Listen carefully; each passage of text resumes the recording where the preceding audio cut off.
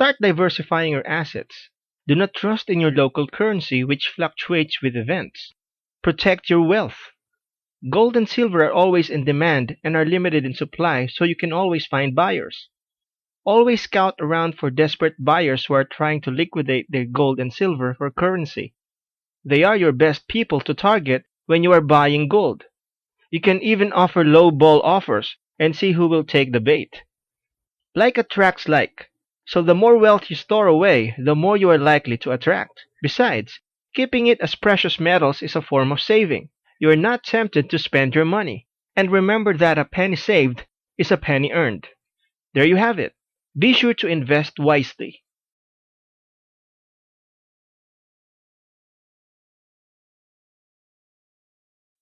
Am I looking for a quick cash, or am I in this for the long haul? Are the metals I'm buying genuine, real, authentic? Are you buying at a low or at high? Are you buying paper metals or real bullion? Have I diversified my portfolios enough? Don't put all your investments in one basket. In our next video, we will look at the psychology for any precious metal trade.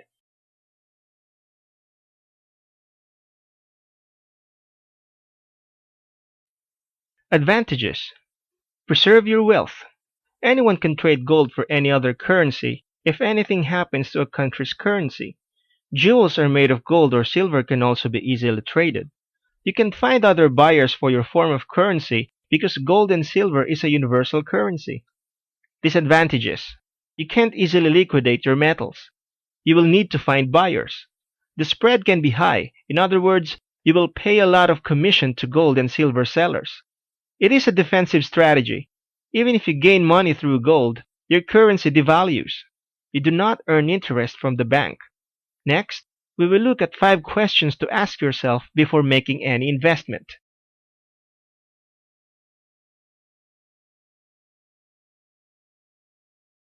In 1971, President Nixon severed the US dollar's ties with the gold system. The US Treasury was running out of gold as more and more people were exchanging their US dollars back to gold.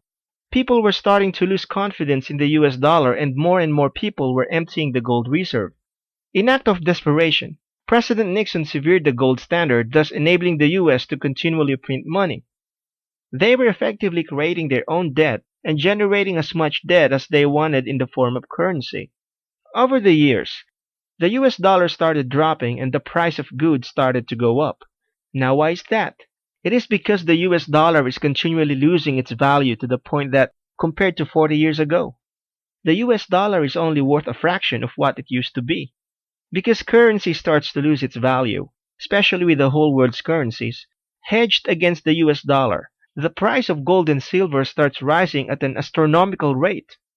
The demand for gold and silver starts increasing, and the increased demand for it spikes up the price even more.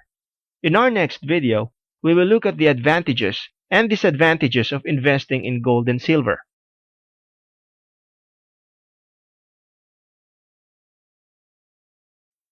Did you know that gold and silver are one of the oldest forms of currency in the world?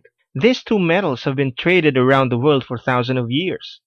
Printed money doesn't even come close to the value of gold and silver. In many ways, people still consider it as the de facto standard for currency. In the past, gold has always been known as a symbol of the rich and the elite. Silver is also precious but in more functional ways.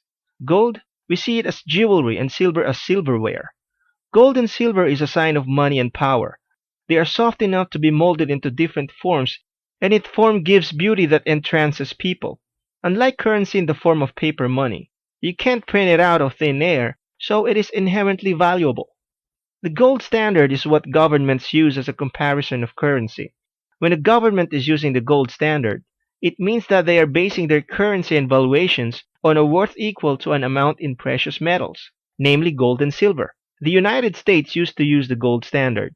In our next video, we will look at why the price of gold and silver is rising.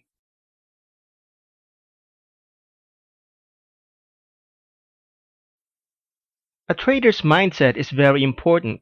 Psychology is infinitely more important than how much you have to invest. A trader with little money but strong psychology is infinitely better than a trader with a weak mind and lots of money. Why is that?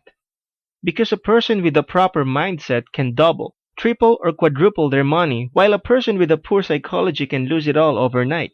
The key is to be detached with your money. It is better to trade with money that you can spare rather than money you depend on, life or death money. Can you hold a trade? What happens when the price takes a plunge? Do you understand that gold and silver trading is like buying a house? No matter what, the price of a house will always go up, but it is a matter of how long can you hold. Above all, remember not to rely on gold and silver trading as your only source of income. Most people, when they put all their eggs in one basket, make bad decisions because it represents all or most of their wealth. When you have income coming in from diverse locations, or even other commodities you are trading with, you will make better decisions. Knowing when to exit is critical as well. If you feel that you have earned enough, it's better to cut the trade and invest it in another commodity.